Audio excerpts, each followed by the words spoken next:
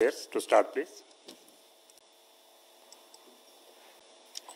गृह मंत्रालय की तरफ से अपडेट आपके लिए ये है, राज्य सरकारों ने लॉकडाउन को लागू करने के लिए अपने प्रयास बढ़ा दिए हैं। जहां भी लॉकडाउन का उल्लंघन हो रहा है वहां वे उचित कार्यवाही कर रहे हैं।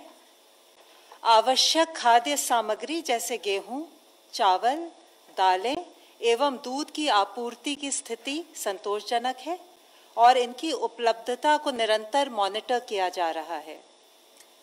जैसा कि आप सबको पता है, माननीय प्रधानमंत्री जी ने 14 अप्रैल 2020 को राष्ट्र को संबोधित करते हुए 3 मई 2020 तक लॉकडाउन बढ़ाने की घोषणा की थी, जिसके अनुपालन में कल गृह मंत्रालय द्वारा विस्तृत दिशा निर्देश जारी किए गए हैं। गृह मंत्रालय ने सभी राज्यों एवं केंद्र शासित प्रदेशों को पत्र लिखकर इन दिशा निर्देशों को ग्राउंड लेवल पर क्रियान्वित करवाने तथा आम जनता के लाभ के लिए इनके व्यापक प्रचार पर जोर दिया है।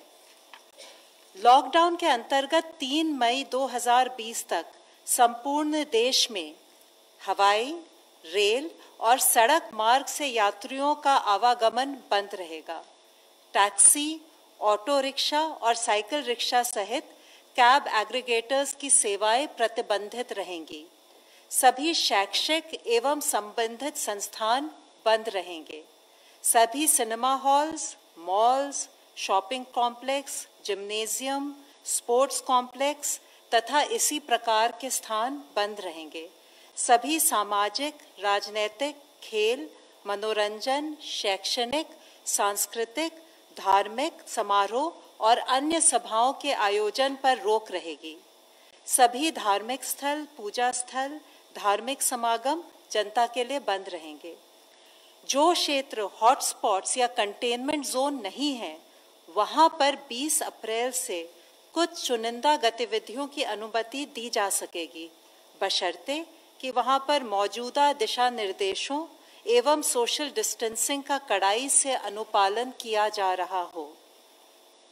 इन चुनिंदा गतिविधियों को अनुमति देने का उद्देश्य यह सुनिश्चित करना है कि कृषि और संबंधित गतिविधियां पूर्ण रूप से कार्यात्मक रहें, ग्रामीण अर्थव्यवस्था अधिकतम दक्षता से कार्य करे इत्यादि।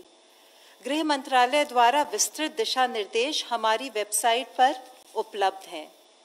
मैं आपके माध्यम से एक बार फिर लोकहित में लॉकडाउन को सफल बनाने के लिए कुछ नियमों का सार्वजनिक स्थानों पर और कार्यस्थलों पर कड़ाई से अनुपालन करने पर जोर देना चाहूंगी। अनिवार्य रूप से सभी सार्वजनिक और कार्यस्थलों पर फेस मास्क पहना जाए, सोशल डिस्टेंसिंग का पालन किया जाए, 5 से अधिक लोग सार्वजनिक स्थानों पर एकत्र ना हों, सार्वजनिक स्थानों पर थूके नहीं, शराब, गुटखा, तंबाकू की बिक्री को सख्ती से प्रतिबंधित किया जाए, कार्यस्थलों पर टेम्परेचर स्क्रीनिंग की जाए और सैनिटाइजर्स का प्रयोग किया जाए।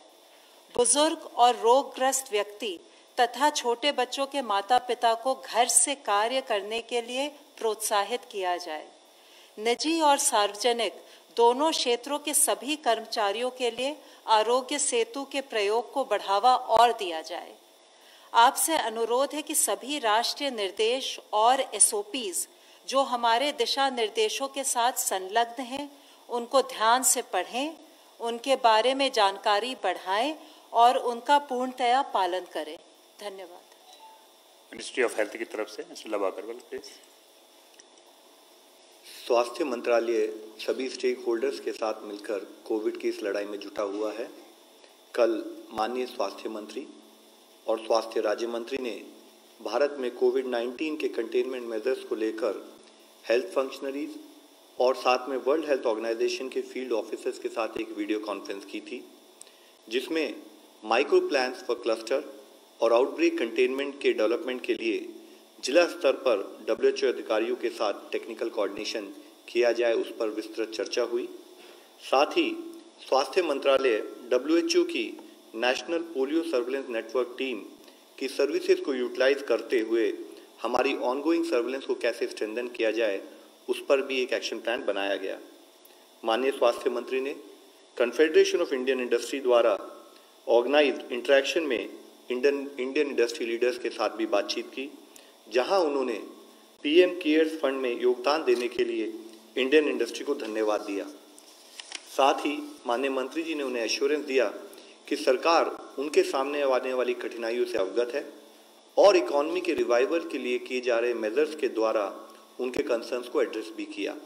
इसके अलावा उन्हें कोविड के समय में हेल्थ केयर में मेक इन इंडिया के अवसरों का बेस्ट यूज़ करने के लिए एनकरेज किया, ताकि देश critical health care equipment provision में ज़्यादा रेजिलिएंट और आत्मनिर्भर हो सके। स्वास्थ्य मंत्रालय ने लॉकडाउन के दौरान सेफ ड्रिंकिंग वाटर प्रैक्टिसेस के लिए एक एडवाइजरी कल जारी की है, जिसके तहत पब्लिक हेल्थ डिपार्टमेंट को रिलीफ कैंप्स पर विशेष ध्यान देने और समाज के वल्नरेबल सेक्शंस के लिए पानी की सप्लाई बढ़ाने की सलाह दी गई है। क्लोरीन टैबलेट्स, ब्लीचिंग पाउडर और हाइपोक्लोराइड सॉल्यूशन के एप्रोप्रिएट यूज़ की एडवाइस भी दी गई है। स्वास्थ्य मंत्रालय ने सभी स्टेट्स और यूनियन टेरिटरीज को कोविड-19 के आउटब्रेक के दौरान इसेंशियल सर्विसेज हेल्थ सर्विसेज की डिलीवरी पर एक डिटेल्ड गाइडलाइंस को भी इशू किया है, जिसके तहत इन सेवाओं में जैसे कि मैटरनल और child health services, prevention and management of communicable health diseases, treatment of chronic illnesses शामिल हैं, ताकि उनके कॉम्प्लिकेशंस को अवॉइड किया जा सके और इमरजेंसीज को एड्रेस किया जा सके। हेल्थ केयर वर्कर्स को इन सब बीमारियों के बारे में कार्य करते हुए सेफ्टी इंश्योर करा जाए, उसके बारे में रिक्वेस्ट की गई है। कोविड डेडिकेटेड फैसिलिटीज़ के अलावा रिमेनिंग फैसिलिटीज़ ऐसी सेवाएं प्रदान करती रहेंगी। नॉट फॉर प्रॉफिट और प्राइवेट सेक्टर को भी ऐसे कार्य में इन्वॉल्व किया जाए, उसके लिए स्टेट गवर्नमेंट से कहा गया है। ओवर क्राउडिंग को रोकने के लिए टेली हेल्थ सर्विसेज को प्रमोट करना चाहिए। साथ ही लॉकडाउन या रेस्ट्रिक्शंस के पीरियड के दौरान इम्यूनाइजेशन और एंटीनेटल केयर जैसी सेवाओं को रीऑर्गेनाइज किया जाना चाहिए और इस तरह की सेवाओं को कोई एक दिन फिक्स करके प्रोवाइड किया जाए। ये सर्विसेज देते समय भी फिजिकल डिस्टेंसिंग और रिक्वायर्ड इन्फेक्शन प्रिवेंशन प्रोटोकॉल को फॉलो करना चाहिए।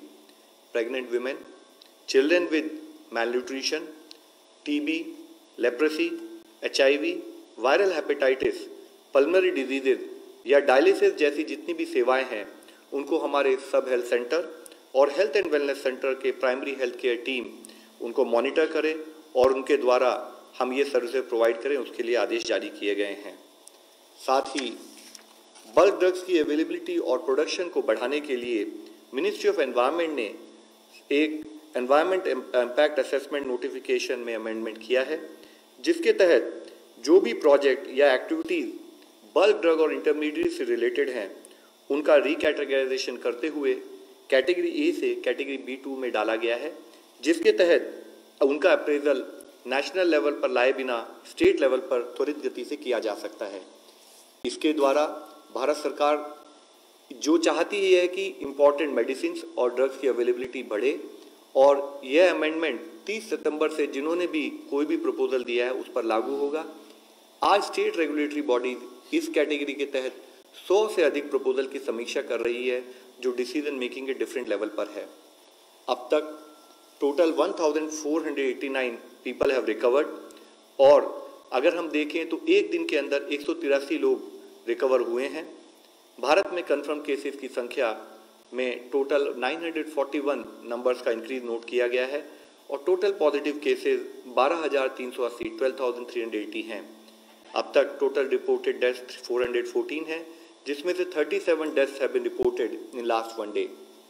मैं आप लोगों की दृष्टि में लाना चाहूँगा, हमारी इस लड़ाई में, हमारे इस एफर्ट्स में अभी तक भी फील्ड लेवल पर किए हुए एक्शन के तहत 325 ऐसे जिले हैं जहां पर कोई भी केस नहीं आया है।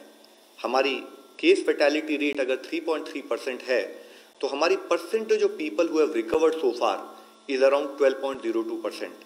साथ ही फील्ड लेवल पर जो कुछ ऐसे जिले जहां पर इससे पहले केसेस आए थे, लेकिन फील्ड एक्शन के द्वारा उनको कंट्रोल और कंटेनमेंट से संबंधित जो काम हुआ है, उसके तहत माही इन पुडुचेरी एक वह जिला है जहां पर पिछले 28 दिनों से कोई फर्दर पॉजिटिव केस नहीं आया है।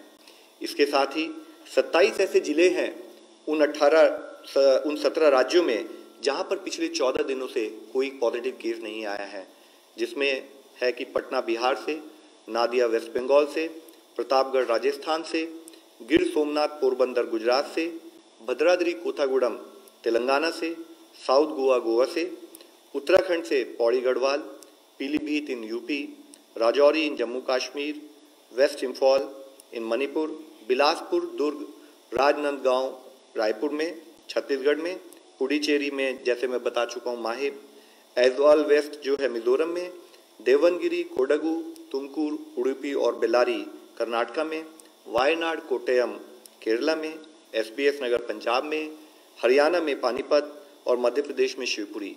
मैं आप सबसे ये रिक्वेस्ट करना चाहूँगा कि फील्ड लेवल पर जो कंटेनमेंट का ये प्लान ऑफ एक्शन इम्प्लीमेंट हो रहा है, उसके रिजल्ट हमें दिखने लगे हैं। लॉकडाउन, सोशल डिस्टेंसिंग और कंटेनमेंट मेजर्स के इस कंबाइंड एफर्ट से अगर हम लोग इसी तरीके से इस सतत प्रयास में लगे रहेंगे तो हमें सफलता जरूर मिलेगी। धन्यवाद। ICMR representative please. आज तक हमने 2,90,401 लोगों की टेस्ट की है। उनमें से 30,043 यानी 30,043 इनकी टेस्ट कल हुई। उसमें 26,331 जो थे वो ICMR नेटवर्क के जो 176 लैब्स है उनमें हुआ है। 3,712 ये प्राइवेट लैब्स में हुआ है, जिनकी संख्या अभी 78 है, और उनके कलेक्शन सेंटर्स ये 16,000 सिटीज़ के अंदर पाए जाते हैं देश भर में। ये जो कैपेसिटी का बार बार इशू आता है, अभी आपने देखा कि 26,331 वो नेटवर्क में से हुए हैं। हम अगर 9 घंटा काम करते हैं, जैसे एक शिफ्ट में करते हैं, तो हमारी अभी जो लैब की कैपेसिटी है वो 42,418 है, और अगर हम उसको बढ़ा के 2 शिफ्ट में कर दें तो 78,227 लोगों की टेस्ट हम हर दिन कर सकते हैं। दूसरी बात जो बार बार पूछ रहे थे सब, रैपिड टेस्ट किट्स आए क्या? 2 किस्म के रैपिड टेस्ट किट्स आज आ चुके हैं।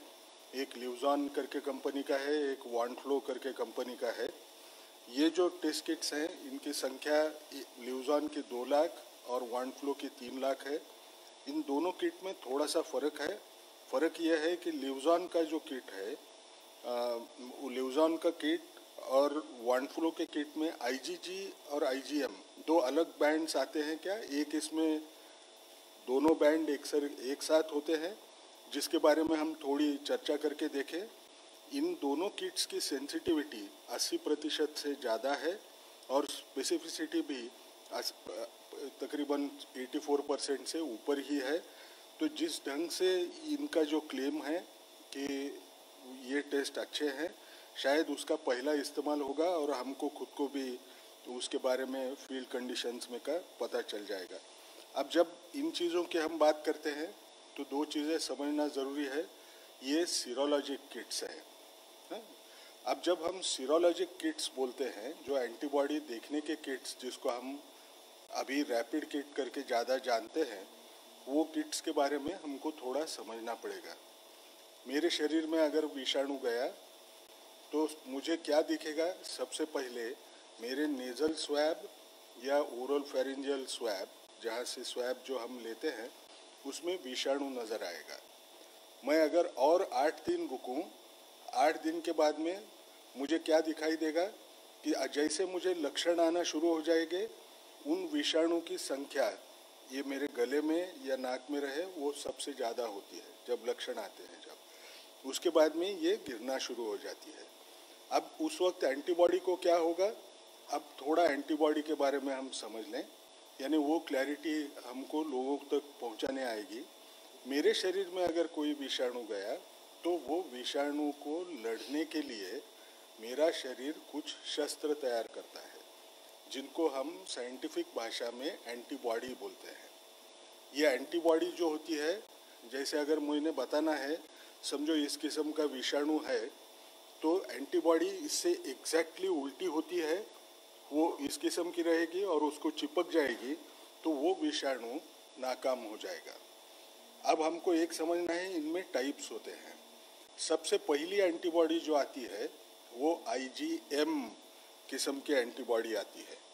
ये जो आईजीएम किस्म की जो एंटीबॉडी होती है, ये ज़्यादा दिन रुकती नहीं, थोड़े दिन के बाद में चले जाना अपेक्षित रहता है।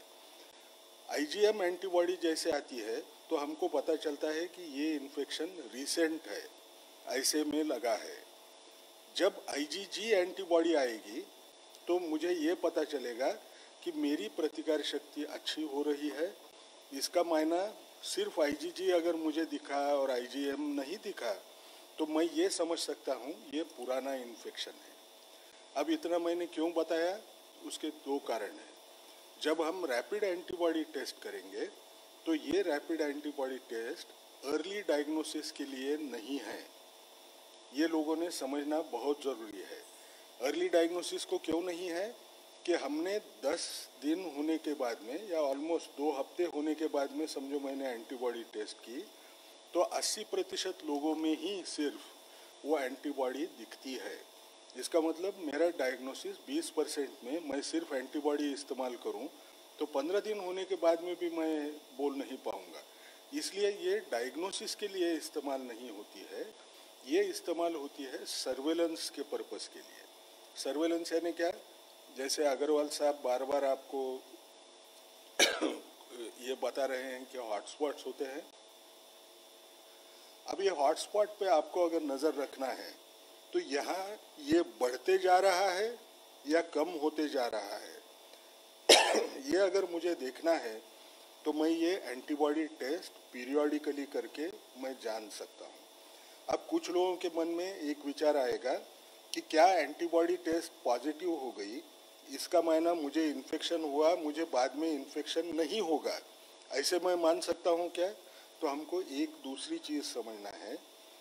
कोई भी विषाणु के खिलाफ जब एंटीबॉडी तैयार होती है, हर विषाणु उस विषाणु के साथ बाद में अच्छे ढंग से लड़ सकती है वो एंटीबॉडी, ऐसे नहीं होता है। उदाहरण के तौर पे देता हूँ, मुझे अभी यहाँ हिंदी में क्या बोलते हैं मालूम नहीं, वैरिसेला जोस्टर करके जो होती, चिकन पॉक्स जो होता है ना, चिकन पॉक्स की जो बीमारी होती है उसमें जो एंटीबॉडी एक बार तैयार हो जाए तो इतने अच्छे दर्जे की होती है, इतनी अच्छी क्वालिटी होती है कि ज़िंदगी भर बाद में नए सिरे से ये चिकन पॉक्स आपको कभी होता नहीं।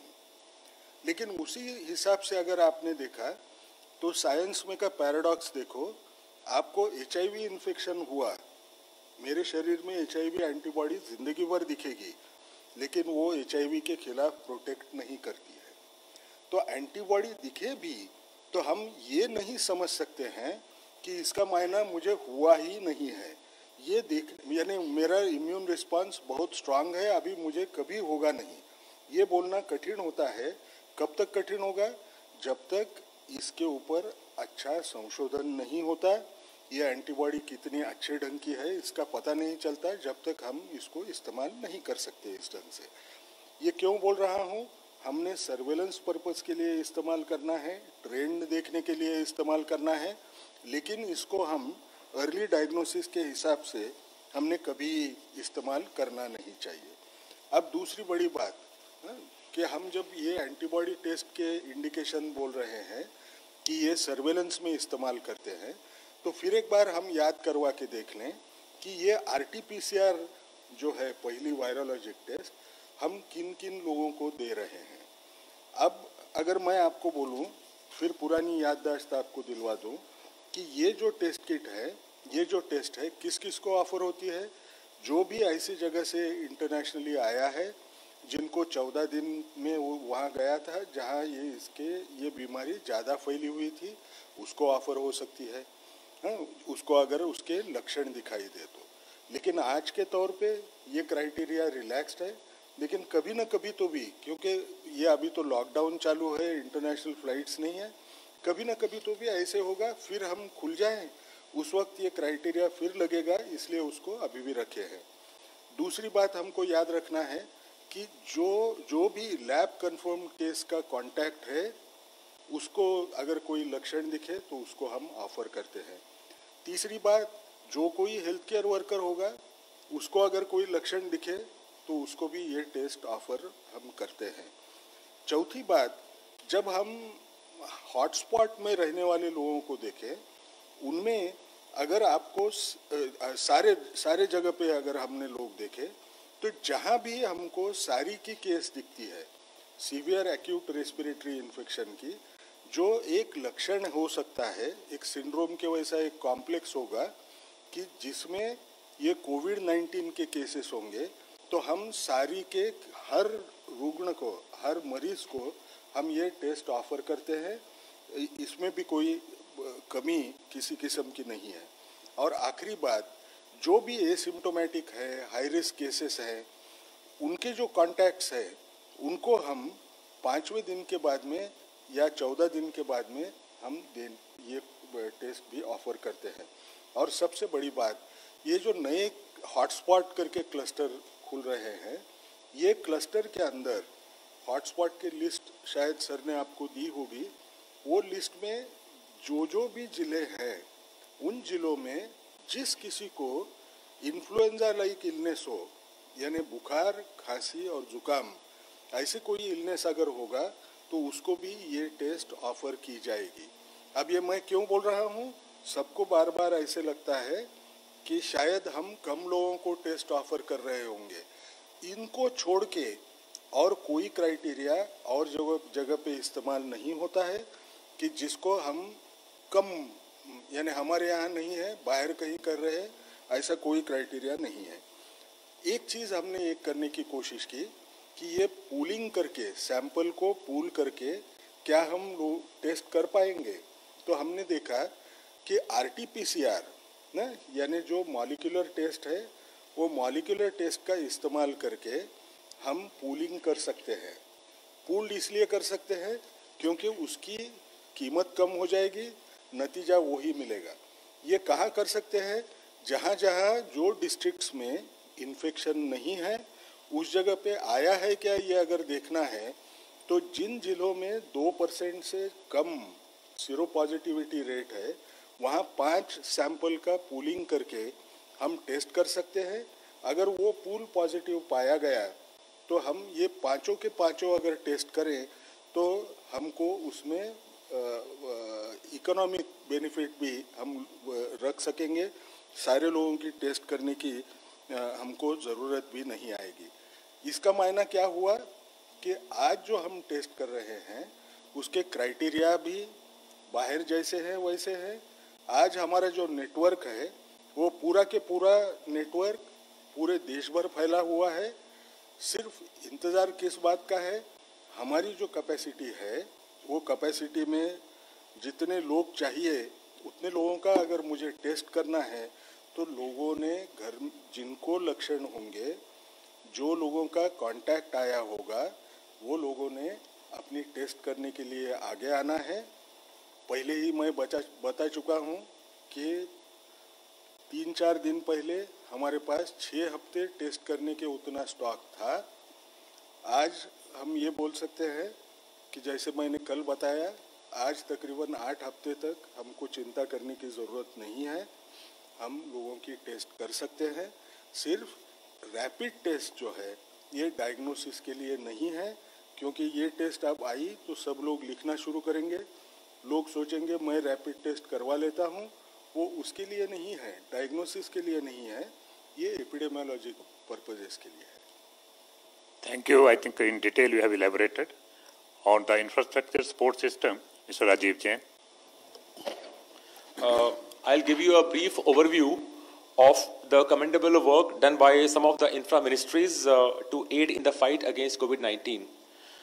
You are aware that Ministry of Civil Aviation core group was formed with important stakeholders for undertaking Lifeline Udan initiatives to transport essential medical cargo to remote parts of the country to support India's war against COVID-19. A hub and spoke Lifeline services were started from 26th March to 2020.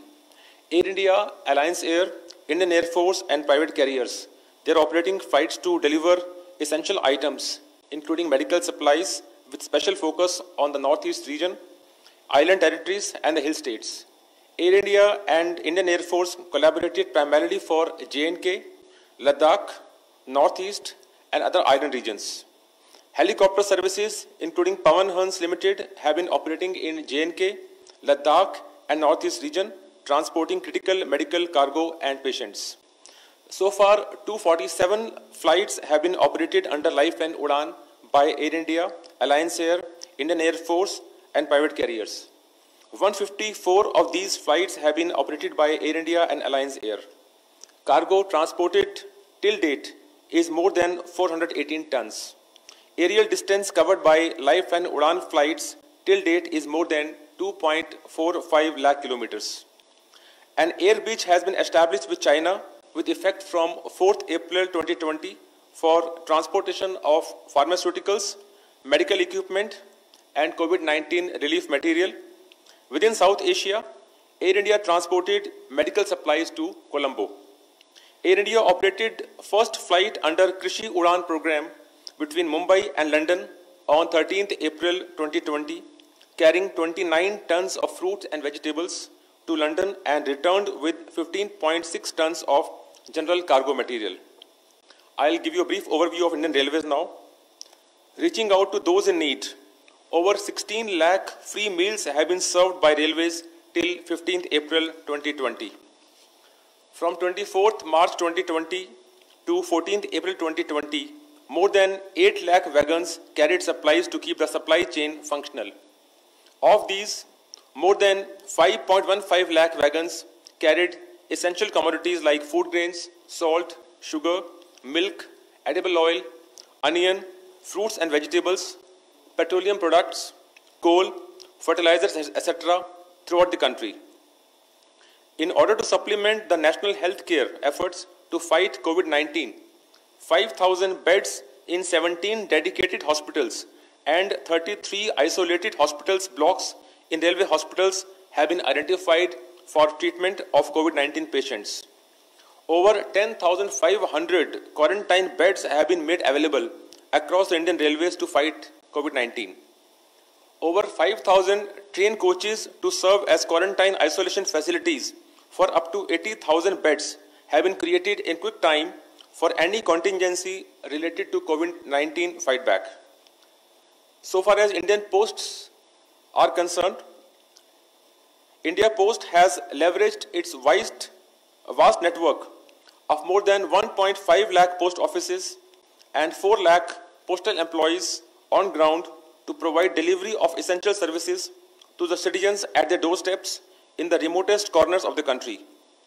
Broadly speaking, the department has been focusing on the supply chain and the last mile delivery of essential services as well as the provision of basic postal and financial services.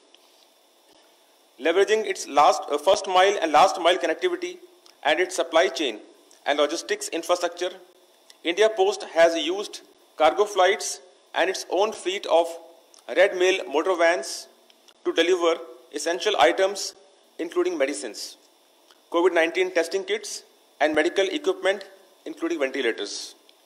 Around 1.3 crore post office saving bank transactions were carried out involving more than 21,000 crores apart from 52 lakh India Post payments, bank transactions involving around rupees 1,500 crores, AEPS transactions worth more than rupees 120 crores served around 5 lakh customers at their doorsteps. Around 26 lakh mail articles were delivered apart from payment of about 10 lakh money orders. Last is Ministry of Road Transport and Highways. It has been ensured that no payments are delayed due to the closure of office and the payments are released to contractors, consultants, vendors in a time-bound manner using digital payment platforms. About rupees 10,000 crores has been released by NHAI to various contractors, consultants and vendors clearing their pending bills during the lockdown period. States and UTs were advised to extend validity of fitness certificates, permits, driving license or other vehicles documents under the Motor Vehicles Act 1988 and Central Motor Vehicles 1989 up to 30th June 2020, whose extension of validity may not be granted due to lockdown period and which have expired since 1st Feb 2020 or would expire till 30th June 2020. Now, first online question.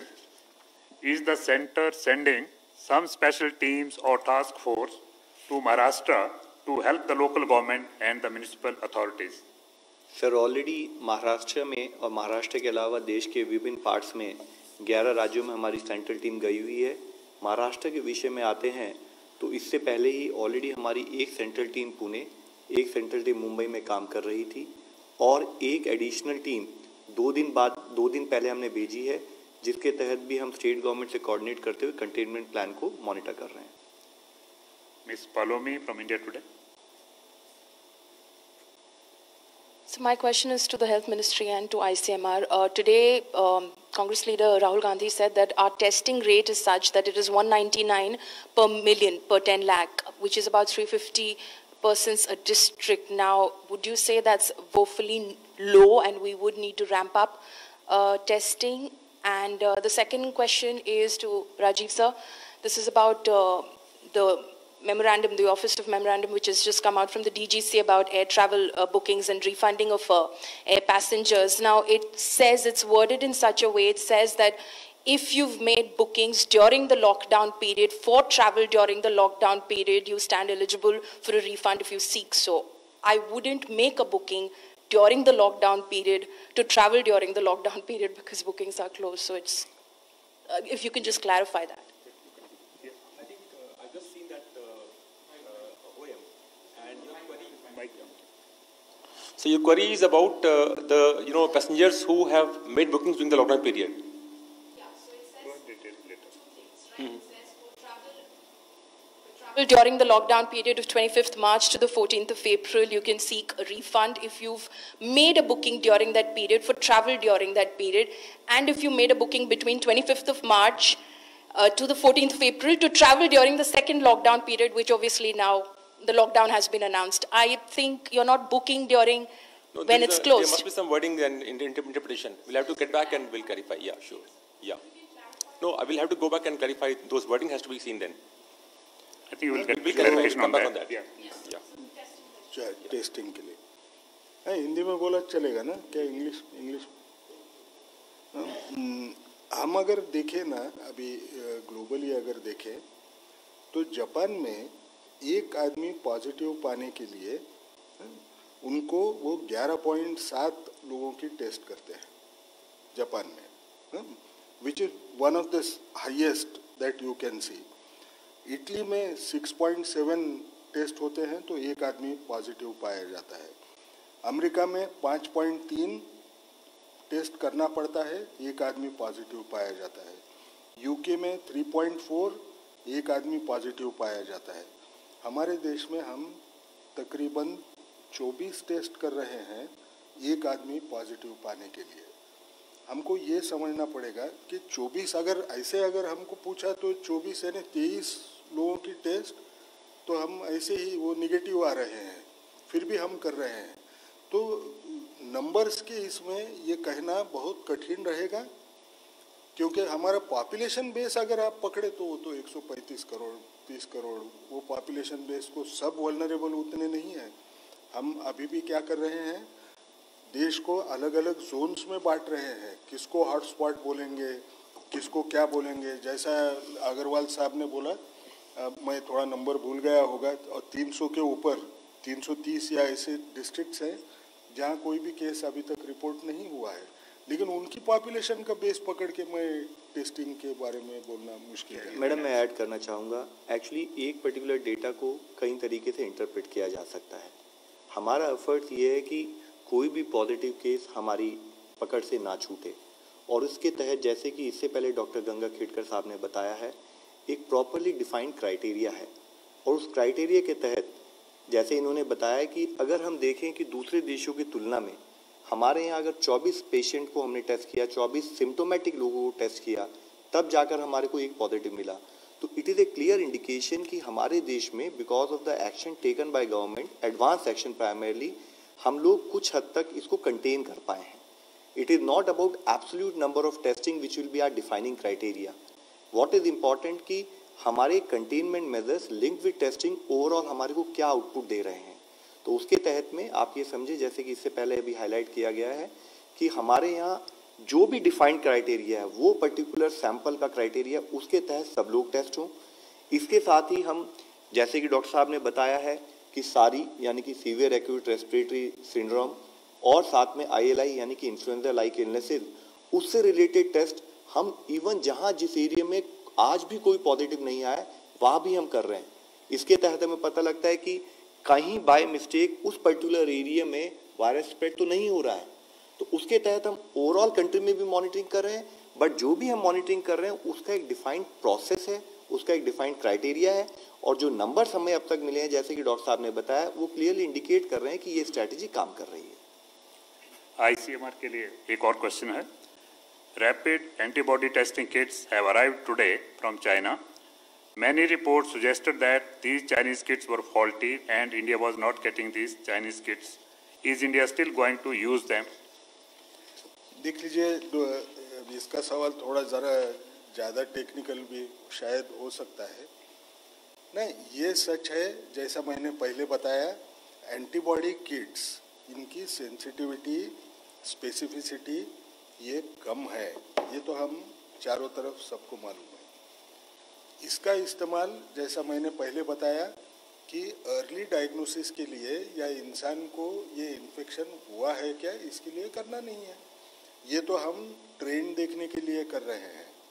अब ये trend देखने के लिए हम ये क्यों इस्तेमाल कर सकते हैं, क्योंकि समझ लीजिए वो टेस्ट किट में, हाँ, अभी जैसा मैंने एक बताया IgM की जो टेस्ट किट की सेंसिटिविटी है 81.3 है, ये तो पॉइंट एस्टिमेट है, लेकिन ये अपर रेंज को अगर पकड़े या लोअर रेंज को पकड़े तो थोड़ा आगे पीछे होता है। अब अगर मैं वो करता हूँ तो मुझे क्या याद रखना पड़ता है, एक ही बैच में के मैंने टेस्ट किए हैं, जो भी एरर आना है वो एरर यूनिफॉर्म आएगी। मुझे अगर ट्रेंड दिखना है तो ट्रेंड में कोई फर्क नहीं आएगा, क्योंकि वो 6% दिखने के बजाय 5.8% निकला और उसका ट्रेंड मैं फॉलो कर रहा हूँ, तो उससे मुझे कोई फर्क नहीं पड़ता है। ये डिसीज डायग्नोसिस के लिए नहीं है। जैसे मैंने बोला इम्यून रिस्पांस, उसका द्योतक आज समझ सकते हैं क्या, अभी भी नहीं समझ सकते हैं। ये सर्वेलेंस में हॉटस्पॉट में कैसे इन्फेक्शन फैल रहा है या बढ़ रहा है या कम हो रहा है, इसका अंदाज बांधने के लिए टेस्ट है। इसलिए वो किट का फॉल्टी रहने का हिसाब जो था ना, वो जो लोगों ने इम्यून रिस्पांस देखने को किया उसके इसमें चक्कर में ठीक है। ये सर्वेलेंस के लिए कोई प्रॉब्लम नहीं है। मिस्टर मृगांक प्रभाकर, सहारा इंडिया। सर मेरा से है, टेक्नोलॉजी के इस्तेमाल के लिए आप लोगों से अप्रूवल मांगा है, तो अप्रूवल आप दे क्या? नहीं, इसके बारे में थोड़ा सा कंफ्यूजन है। ICMR DCGI के वैसे अप्रूवल देने वाली बॉडी नहीं है। हम हमारा एक प्रोटोकॉल बनाए हैं, वो प्रोटोकॉल वेबसाइट पे लगाए हैं। जिन लोगों को हमारे प्रोटोकॉल के हिसाब से अगर रिसर्च करना है तो उनको हम साथ लेके इकट्ठा रिसर्च करेंगे। अब कुछ लोग सोचेंगे कि जैसे मैं एक उदाहरण देता हूँ, कोई बोलेगा एंटीबायोटिक का डोज 250 मिलीग्राम देने के बजाय मैं 500 मिलीग्राम इस्तेमाल करूँगा, उसको मैं तो रोक तो नहीं सकूँगा। हाँ, उसके रिसर्च प्रोटोकॉल में 500 से वर्क करता है ऐसे उसको लगता है। जिसको 500 की वजह से वैसे काम करना है वो अलग से प्रोटोकॉल DCGI से अप्रूव करवा ले, क्लिनिकल ट्रायल रजिस्ट्री में उसका नंबर दिलवा ले और वो आगे चले। हम अप्रूवल सब प्रोटोकॉल्स को हम देने का हमको कोई नैतिक अधिकार भी नहीं है, न कायदे से कोई हमको अधिकार है, वो तो DCGI के पास जाता है। Next online question. It has been widely said that summer and hot temperature will be counterproductive for the spread of coronavirus. Have new cases reduced? What has been the expiry observation on this? Doctor साहब, ये heat से related है, क्या बोलते हैं? Summer and heat related. हाँ, I'll read it again. yes sir. It has been widely said that the summer and hot temperature will be counterproductive for the spread of coronavirus. Have new cases reduced? What has been the expiry observation on this? Temperature ये नहीं सब season के ऊपर है। जी जी। ये फिर दोहराते हैं, पहले बहुत बार इसका जवाब दे चुके हैं। ये बीमारी हमको 31 दिसंबर के बाद में चाइना ने अपने को बताया है कि ये बीमारी नई बीमारी आ चुकी है। आप सीजन्स देखें तो अभी समर सीजन उसने अभी तो बराबर देखा ही नहीं है। तो हमने वेदर की वजह से क्या इम्पैक्ट होता है इसके ऊपर मैंने अगर बताना शुरू कर दिया तो मेरे पास एविडेंस कुछ भी नहीं है।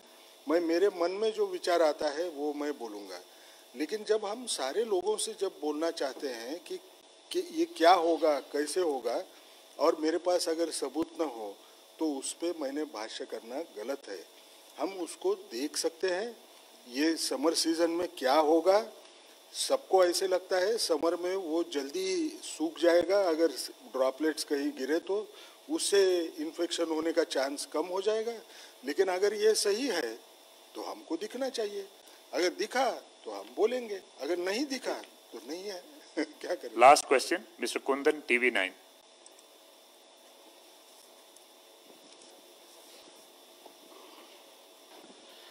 मेरा सवाल लव अग्रवाल सर से है। सर, देश में जितने भी क्लस्टर हुए या हॉटस्पॉट हुए, आपने उनको रिस्ट्रिक्ट करने की वहाँ पे कोशिश की।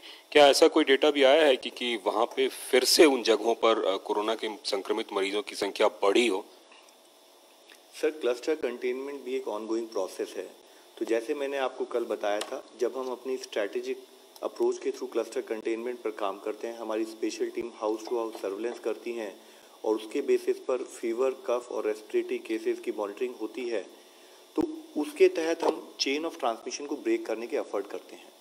फिर हम उस एरिया को तब तक अपने कंटेनमेंट स्ट्रैटेजीज में रखते हैं जब तक कि नेक्स्ट 28 दिन तक कोई पर्टिकुलर केस वहाँ ना आए। तो ये ऑनगोइंग प्रोसेस है और उसके तहत ही अभी मैंने आप लोगों के नॉलेज में लाया हूँ कि माहे डिस्ट्रिक्ट जो है वहाँ पर पिछले 28 दिनों से कोई भी केस नहीं आया है। इसी तरह से 27 और जिले हैं जहाँ पर 14 दिनों से कोई पॉजिटिव केस नहीं आया है। ये एक ऑनगोइंग प्रोसेस है। हमारे पूरे एफर्ट्स होते हैं कि हम चेन ऑफ ट्रांसमिशन को 100% ब्रेक कर सकें। Thank you, friends. Thank you very much.